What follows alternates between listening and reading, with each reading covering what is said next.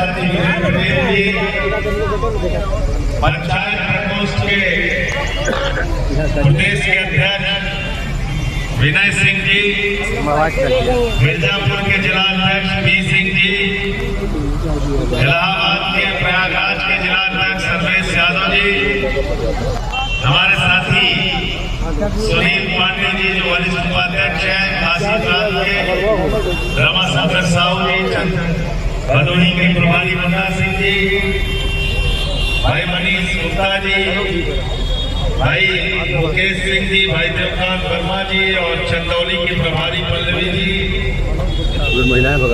मनोज गुप्ता जी जो हमारे महामंत्री हैं, कैलाश पटेल जी जो हमारे राशन धाम के वाराणसी जो सबसे महत्वपूर्ण जिला है उसके जिलाध्यक्ष हैं, हमारे साथी सोनभद्र से रमेश गौतम जी पीछे दिख रहे हैं, जिलाध्यक्ष जी नीरज जी और सभी पदाधिकारियों के लिए एक बार जोरदार तालियां आपको बजा दीजिए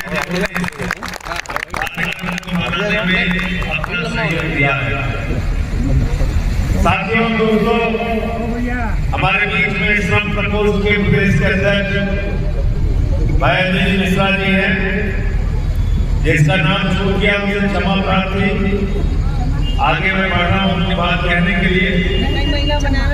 साथियों दोस्तों,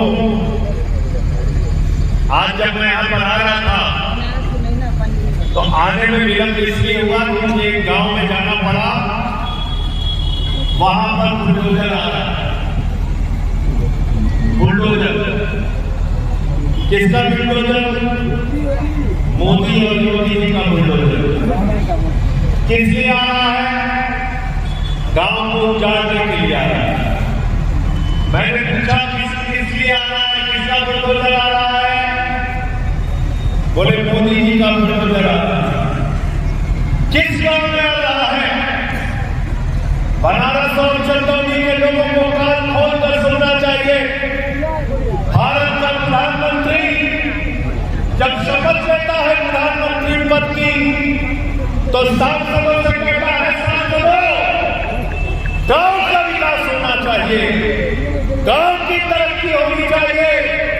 सभी सांसद एक गांव का विकास करेंगे, एक एक गांव को बोल देंगे और मैं भी एक गांव को बोल दूंगा, वाराणसी में, काशी में बोल दूंगा। देश की जनता, ग्रामीण जनता खुशी के मारे झूमने लगी। ग्रामीण जनता को लगा तो बहुत बड़ा फैसला मोदी जी ने कर दिया। अरे गांव को बोल दिया जाएगा, सांसद गांव का विकास करेगा, हमारे मोदी जी भी गांव का विकास करेंगे।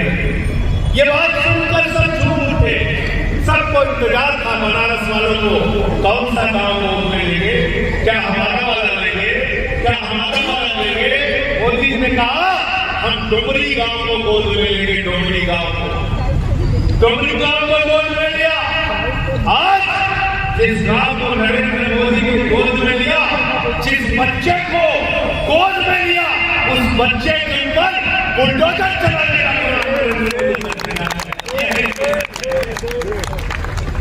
ये इनकी सच्चाई।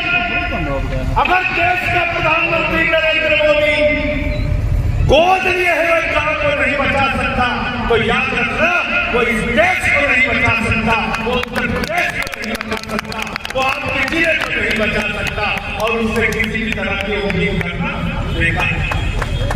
मैं उसी गांव में गया था जिसको नरेंद्र मोदी ने गोद लिया, डोमरी गांव के लोग हैरान है, रातों को नींद नहीं आती, महिलाएं धरने पर बैठी हुई है, धरने पर बैठी हुई। कारण क्या है? बुलडोजर चलने जा रहा है उनके घरों पर, उनके खेतों पर, उनके गांव पर। आज तरक्की के नाम पर विकास के झूठे वादे कर पूरे काशी को तोड़ा जा रहा है, बर्बाद किया जा रहा है काशी को। मुझे याद है काशी कॉरिडोर के नाम पे मंदिरों को तोड़ने की कार्रवाई काशी में की गई थी और तब मैं आया था, मैंने अयोध्या से लेकर काशी तक भगवान बचाओ की यात्रा निकाली थी। उस समय मोदी जी और योगी जी की सरकार ने मेरे पर मुकदमा किया, स्वामी मुक्तेश्वरानंद जी पर मुकदमा किया और स्वामी जी ने लंका थाने में FIR दर्ज कराई। अगर मेरी बात पर यकीन न हो तो जाकर देख लो भारतीय जनता पार्टी के लोगों, जाकर देख लो हिंदुत्व की बात करने वाले लोगों, जाकर देख लो RSS के लोगों, उसी लंका थाने में सैकड़ों की संख्या में शिवलिंग रखे हुए हैं। चलो हम तुम्हारे साथ पूजा करने को तैयार हैं। ये गुनाह और पाप मोदी योगी की सरकार ने शिवलिंगों को तोड़ा, मंदिरों को तोड़ा, और अभी कुछ दिनों पहले मणिकर्णिका घाट को तोड़ दिया।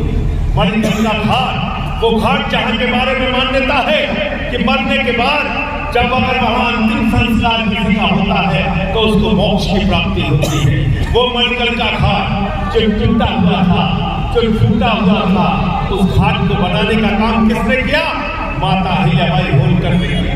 माता अहिल्याबाई होलकर, वो माता अहिल्याबाई होलकर जिन्होंने काशी विश्वनाथ मंदिर का जीर्णोद्धार किया, जिन्होंने मणिकर्णिका घाट का जीर्णोद्धार किया, मणि बनाने का काम किया।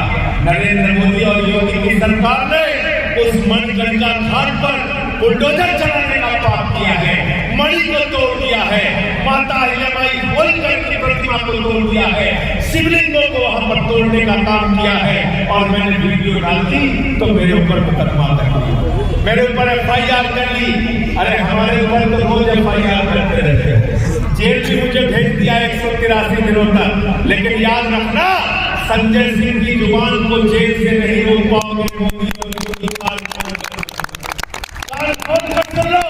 हमारी जुबान को तुम कतई भी जेल में भेज कर रोक नहीं पाओगे। तुमने FIR पे FIR कर दी। अभी मणिकर्णिका घाट के मामले में मेरे ऊपर FIR कर दी। या मीडिया के लोग खड़े, या वाराणसी काशी के लोग खड़े, या देश के लोगों तक मैं अपनी बात पहुंचाना चाहता हूं। जो लोग कह रहे हैं कि मैंने एक गलत वीडियो डाला, मैं मोदी जी से कहना चाहता हूं, भेजो अपने 7 सांसद भारतीय जनता पार्टी के। एक आदमी आम आदमी पार्टी का नहीं होगा, एक ही आदमी दूसरी पार्टी का नहीं होगा। पूरे देश के मीडिया को इकट्ठा करो। नरेंद्र मोदी जी, आप तो काशी के सांसद हो, आओ अपने सांसदों के साथ और हमें वो मणिकर्णिका घाट दिखा दो, हमें वो माता अहिल्याबाई होलकर की प्रतिमा दिखा दो, हम माफी मांग लेंगे। झूठ बोलते हो, सड़क से सदन तक हर जगह झूठ बोलते हो, हर जगह झूठ बोलने का काम करते हो मोदी जी। आप सभाओं में झूठ बोलते हो, हर जगह झूठ बोलते हो। अभी संसद में झूठ बोलने का काम किया। इसके नाम पर ग्रेट डील के नाम पर, किसके नाम पर? एप्स्टीन फाइल के नाम पर। अनिल झा जी को एप्स्टीन फाइल के बारे में जानने की जरूरत। आपको बताऊं क्या क्या है उस एप्स्टीन फाइल में? अरे ये मोदी जी कहते हैं केरला फाइल्स देखो, केरला फाइल्स देखो, केरला फाइल्स देखो। मोदी जी कहते हैं कश्मीर फाइल्स देखो, कश्मीर फाइल्स देखो, कश्मीर फाइल्स देखो। संजय सिंह ने सदन में कहा एप्स्टीन फाइल देखो, एप्स्टीन फाइल देखो, एप्स्टीन फाइल देखो। जिंदाबाद जिंदाबाद, संजय सिंह जिंदाबाद जिंदाबाद जिंदाबाद। फाइल दिखाते हो, कश्मीर फाइल दिखाते हो, मैंने कह दिया एप्स्टीन फाइल दिखा दो तो बुरा मान गए। मेरे ऊपर हमले कर रहे हो, बदजुबानी कर रहे हो, दोरपल्ली की ट्रोल की तरह देश की संसद में देश का प्रधानमंत्री बोलता है। ऐसा प्रधानमंत्री देश को नहीं चाहिए जो दोरपल्ली की ट्रोल की भाषा बोलने का काम है। आज नफरत फैलाने का काम देश का प्रधानमंत्री करता है। किसी सभा में जाते हैं, कहते हैं हम तो कपड़ा देकर पहचान लेते हैं कौन हिंदू है कौन मुसलमान है। हम कपड़ा देखकर पहचान लेते हैं कौन हिंदू है कौन मुसलमान है। प्रधानमंत्री की भाषा सुनना। प्रधानमंत्री कहते हैं जर्सी गाय है, कांग्रेस की विधवा है। प्रधानमंत्री कहते हैं अरविंद केजरीवाल तो अरबन नक्सलवादी है। ये प्रधानमंत्री की भाषा है। मुजरा करो मुजरा, मुजरा करो मुजरा, ये देश के प्रधानमंत्री की भाषा है। ये सड़क छाप भाषा हमारे देश का प्रधानमंत्री बोलता है। आप लोगों को शर्म आती होगी ऐसी भाषा सुन के। लेकिन जो लोग कहते हैं कपड़ा देख के पहचान लेते, कपड़ा देख के पहचान लेते। रिजवान भाई जब उनको दुबई वाला सेफ मिलता है चिपक चिपक के चले जाते, लगाते हैं सर, नहीं जाते, लेकिन कतर की मस्जिद में जाते हैं, दुबई की मस्जिद में जाते हैं, जाते हैं कि नहीं जाते बताओ? जाते हैं। वहाँ पर धंधा चलता है, धंधा है पर धंधा है, गंदा है पर धंधा है। अगर धंधे के लिए शेख को गले लगाना पड़े तो मुसलमान से परहेज नहीं। अगर धंधे के लिए शेख का कपड़ा पहने हुए शेख के सामने सर झुका के नमस्कार करना पड़े तो दिक्कत नहीं, परेशानी नहीं। अगर धंधे के लिए मोहम्मद बिन सलमान जो सऊदी अरबिया का शेख है, सुल्तान है, उसको क्या लिखते हैं मोदी जी? माई ब्रदर मोहम्मद बिन सलमान लिखते हैं, लिखते हैं। मतलब ये प्रधानमंत्री का दोहरा चरित्र है। अगर दुबई में जाएंगे, सऊदिया में जाएंगे, कतर में जाएंगे, ओमान में जाएंगे तो वहाँ मस्जिद में भी जाएंगे, वहाँ पर शेख को गले भी लगाएंगे, लेकिन हिंदुस्तान में आएंगे तो कहेंगे मुसलमानों के खिलाफ नफरत फैलाओ, मुसलमानों के खिलाफ नफरत फैलाओ। ये नफरत फैलाओ वाली राजनीति कहाँ से आती है भाई? सुनील पांडे कहाँ से आती है? अनिल जी याद है? याद है कौन नफरत फैलाने का काम करता था? अंग्रेजों का क्या नारा था?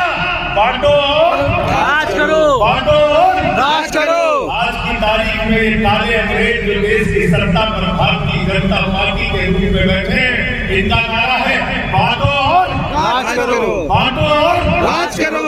हिंदू को मुसलमान से लड़ाओ, हिंदू को सिख से लड़ाओ, हिंदू को ईसाई से लड़ाओ, फिर हिंदू को हिंदू से लड़ाओ, जाट को गैर जाट से लड़ाओ, मराठा को गैर मराठा से लड़ाओ। और जब बात न बने तो दलित, पिछड़ा, आदिवासी और सवर्ण को आपस में लड़ाओ।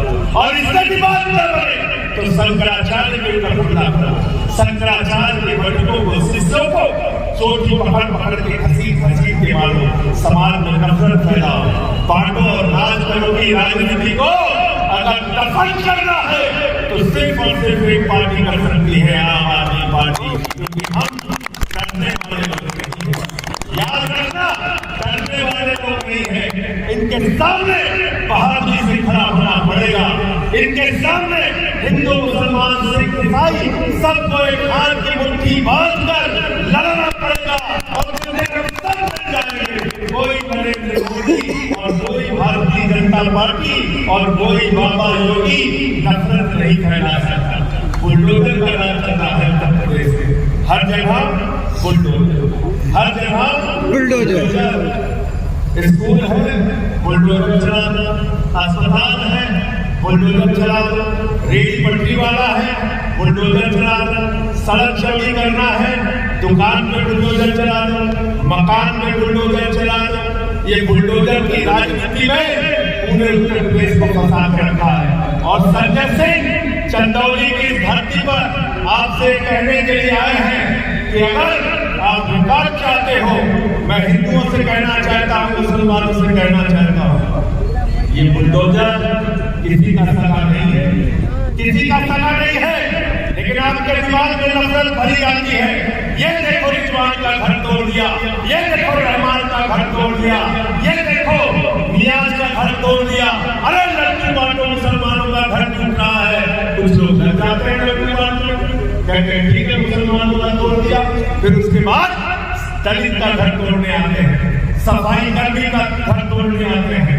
चलो मेरे साथ इस बनारस की धरती पर मैं आपको दिखाना चाहता हूँ और पूरी जिम्मेदारी से कह रहा हूँ, नरेंद्र मोदी और योगी ने 90% हिंदुओं के घर और मकान और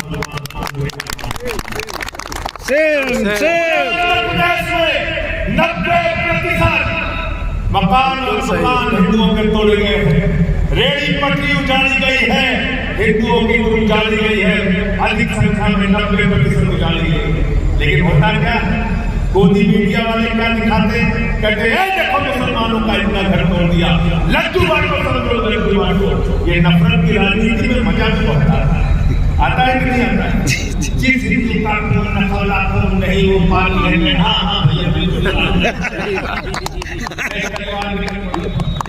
लेकिन तलवार जिस हिंदू उनका खून न खौला खून खोल रहा, मेरा तो बहुत खोल रहा, मेरा बहुत खोल रहा, मेरा खून बहुत खोल रहा है, क्योंकि गांव में एक गरीब आदमी के लिए 2 वक्त की रोटी नहीं है, लेकिन मोदी का दोस्त बनानी 1 महीने में 10 लाख तेल और 1050 एकड़ जमीन ले लेना। मेरा खून खोल रहा है, अनिल झा का भी खून खोल रहा है कि नहीं खोल रहा? 10,000 करोड़ रुपए हिंदुस्तान के बैंकों से लूटकर विजय माल्या विदेशों में बैठकर के लिए, स्वास्थ्य के लिए, बिजली के लिए, पानी के लिए, किसान के लिए, महिलाओं के लिए, माताओं बहनों के लिए, जैसे अपने बच्चों के स्कूल के लिए तुम्हारा खून खोलने लगेगा, ये नफरत फैलाने वाली फैक्ट्री पे ताला लग जाएगा। बड़ा वाला हम चंदौली में हैं, आदिवासी समाज के लोगों की बात करना चाहेंगे, किसान की बात करना चाहेंगे। आपको मालूम है, आज सुबह जब मैं उठा तो मैंने देखा 4:30 बजे सुबह देश के वित्त मंत्री का एक ट्वीट आया। कितने बजे? भोरे 4:30। मैंने कहा ऐसा क्या हो गया? निर्मला लाई ने सुबह 4-4:30 बजे बड़े समझौते का जॉइंट स्टेटमेंट है, यानी भारत और अमेरिका के बीच में जो व्यापार का समझौता हुआ है उसका साझा बयान है, दोनों ने मिलकर ये बयान जारी किया। खुशी मनाओ देश के लोगों, हमने बहुत बड़ा समझौता कर लिया। मैंने कहा समझौते में क्या लिखा है पता है? उसमें क्या लिखा है? पता है क्या लिखा है? उसमें लिखा है अमेरिका से भारत तेल खरीदेगा, वेनेजुएला से भारत तेल खरीदेगा, रूस जो आपका परंपरागत दोस्त है उससे भारत तेल नहीं खरीदेगा। उस समझौते में लिखा है कृषि क्षेत्र में हिंदुस्तान का बाजार अमेरिका के किसानों के लिए खोल दिया जाएगा। अमेरिका के एक किसान को साल में 60-70 लाख की सब्सिडी मिलती है, छूट मिलती है, और हिंदुस्तान का किसान अपने बच्चों की फीस गेहूं बेच कर देता है, अपने बेटी की शादी अनाज बेच कर करता है। तुमने अमेरिका के किसान के लिए हिंदुस्तान का बाजार खोल के, खाद्य पदार्थों का बाजार खोल के, फल के लिए बाजार खोल के, अनाज के लिए बाजार खोल के, सोयाबीन के लिए बाजार खोल के हिंदुस्तान के किसानों के डेथ वारंट पे साइन किया है। इसको हम लोग बर्दाश्त नहीं करेंगे। मोदी जी सड़क से लेकर संसद तक हमारे खिलाफ लड़ने का काम करेंगे। आज हिंदुस्तान के करोड़ों किसानों के डेथ वारंट पे नरेंद्र मोदी जी ने साइन करने का काम किया, साइन करने का काम किया। मैं सोच रहा था आपको सस्ता तेल कहीं से मिलेगा, महंगा तेल से कहीं से मिलेगा, तो सस्ता वाला बोले कि महंगा वाला, बढ़िया सस्ता वाला।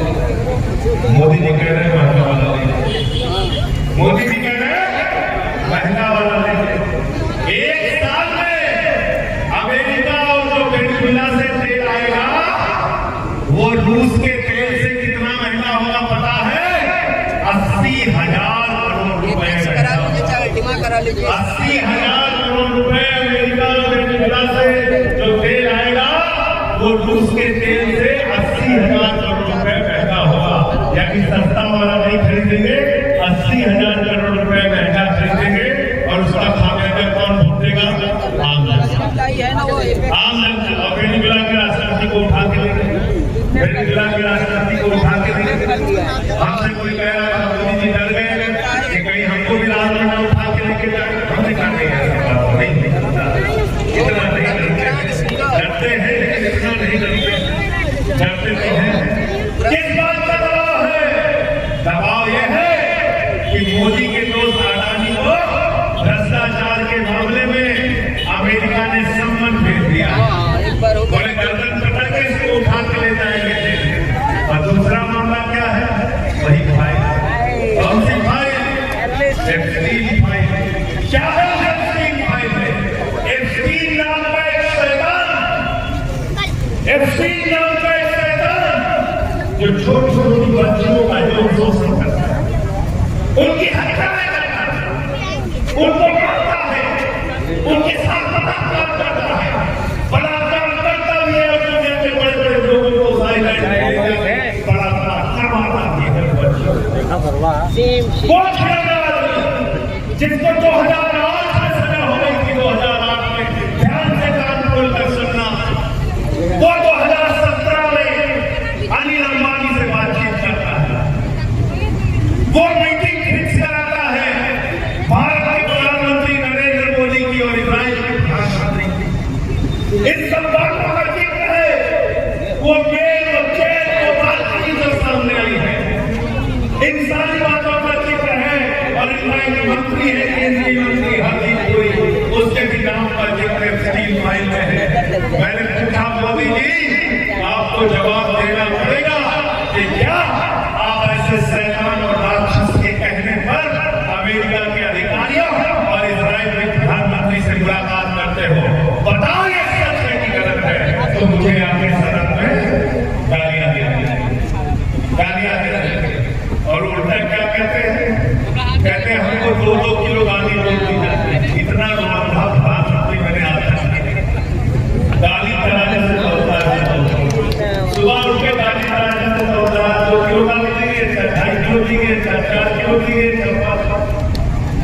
इसके प्रधानमंत्री ऐसे मूर्खों जैसी बातें करके 4 किलो गाली देंगे, 2 किलो गाली देंगे। या तो मोदी को लगता है कि उनका धर्म इतना खराब है कि लोग उनको गाली देते रहते हैं। इसलिए साथियों और दोस्तों, बाकी बातें बहुत ज्यादा है, बात लंबी हो जाएगी। वैसे बात से कहना चाहता हूँ, हमने उत्तर प्रदेश में एक शुरुआत की है, रोजगार दो, सामाजिक न्याय दो के नाम, और हम लड़ाई को रोजगार के रूप में मिलाना चाहते हैं। अगर नफरत की राजनीति से लड़ना चाहते हो तो रोजगार की बात शुरू करो। अगर नफरत की राजनीति से लड़ना चाहते हो तो स्कूल और शिक्षा की बात शुरू करो। अगर नफरत की राजनीति की बात से लड़ना चाहते हो तो आप अस्पतालों को सुधारने की बात शुरू करो, सड़कों को सुधारने की बात शुरू करो, सामाजिक न्याय की बात शुरू करो, गैर बराबरी को खत्म करने की बात शुरू करो, हिंदू मुस्लिम के भाईचारे और एकता की बात शुरू करो। ये न तेरा है न मेरा है, ये हिंदुस्तान सबका है। नहीं समझी गई ये बात तो नुकसान सबका है, नहीं समझी गई ये बात तो नुकसान सबका है। जो आकर मिल गई इसमें वो दिखलाई नहीं देती, जो आकर मिल गई इसमें वो दिखलाई नहीं देती, जो आकर मिल गई लड़कियां वो दिखलाई नहीं देती। महासागर बनाने में मगर योगदान सबका है, महासागर बनाने में मगर परिणाम सबका है। मैं आप सबसे कहना चाहता हूँ, मिलकर इस देश को बचाएंगे, उत्तर प्रदेश को बचाएंगे। अपने यात्रा के माध्यम से जो मैं मुद्दा उठा रहा हूँ, मैं कह रहा हूँ, रोजगार दो, नहीं तो 10,000 रोजगार दो, वरना 10,000 दो, रोजगार दो, वरना 10,000 दो। 1 महीने 10,000 नहीं, 18 साल के ऊपर के उम्र के जितने भी लोग हैं उनको हर महीने 10,000 रुपए बेरोजगारी भत्ता दो। और अगर आप बेरोजगारी भत्ता दे रहे हो तो मुफ्त में मत देना, 2 घंटे नौजवानों से कोई भी सरकारी काम लो, लेकिन बेरोजगार हमारा नौजवान बेरोजगार तुम्हारे लिए माला माल हमारा नौजवान बेरोजगार, ये नहीं चलेगा। तो ये और सामाजिक न्याय के मुद्दे पर जब हम बात करते हैं, जो आज समाज में भेदभाव है उसको खत्म करने की बात करते हैं। आप सबका बहुत बहुत शुक्रिया, बहुत बहुत धन्यवाद। यात्रा के साथ की बैंकों से आम जनता का लूट कर विदेशों में बैठकर हमको चाह रहा है, हमारा खून खोल रहा है। आपका दोस्त ललित मोदी 3,000 करोड़ रुपए बैंकों से लूट कर विदेशों में बैठ कर चाह रहा है। नितिन संदेशा 6 करोड़ लूट के विदेशों में बैठ कर चाह रहा है। तुमने अपने पूंजीपति दोस्तों का 16 लाख करोड़ रुपए माफ कर दिया। हमारे किसान को उसके फसल का दाम नहीं देते, नौजवान को रोजगार नहीं देते, रेहड़ी पटरी वाले दुकान डाल देते, उसको दुकान नहीं देते। आप हमारे सेना के जवानों को पेंशन नहीं देते, उनको आगे बढ़ाने का काम करते हो। हमारे जवानों को, पैरामिलिट्री फोर्सेस के लिए आपके पास पैसा नहीं है। 16 लाख करोड़ रुपए आप अपने चंद पूंजीपति दोस्तों का माफ कर देते हो। हमारा खून बहुत खौल रहा है इस बात से कि पूरे हिंदुस्तान में मासूम बच्चों के पढ़ने वाले 1 लाख सरकारी स्कूल बंद कर दिए। हमारा खून खौल रहा है कि आज उत्तर प्रदेश के अस्पतालों में मोमबत्ती की रोशनी में ऑपरेशन होता है, मोमबत्ती की रोशनी में ऑपरेशन होता है। किसान का खेत बर्बाद होता है तो मुआवजे के तौर पे योगी जी 5 रुपए और 10 रुपए का चेक भेजते हैं। बताओ कौन भेजते नहीं? जी सर, भेजते नहीं रहते। 5 रुपए का चेक भेज के चढ़ाने का काम करते हैं। तो मोदी जी आपसे मैं कहना चाहता हूँ, और ये बजरंग दल के लोगों से भी मैं कहना चाहता हूँ, RSS के लोगों से भी मैं कहना चाहता हूँ, अगर तुम्हारा खून खौल रहा है तो हमारा भी खून बहुत खौल रहा है। मैं तुमसे कहना चाहता हूँ, जब उत्तर प्रदेश में सरकारी स्कूल बंद होते हैं जिसमें हिंदुओं के बच्चे पढ़ रहे होते हैं, जिसमें दलितों और पिछड़ों के बच्चे पढ़ रहे होते हैं, जब स्कूल बंद होते हैं तो बजरंग दल के लोगों जाया करो और योगी का घर घेरे उससे कहा करो हिंदुओं के बच्चों का स्कूल क्यों बंद हो रहा है? हमारा खून खौल रहा है। जब मोमबत्ती के ऑपरेशन में मोमबत्ती से ऑपरेशन होता है, जब मिर्जापुर में एक गर्भवती महिला को एम्बुलेंस से ना दिया जाता है, वो भी तो हिंदू महिला थी। इसी RSS वाले का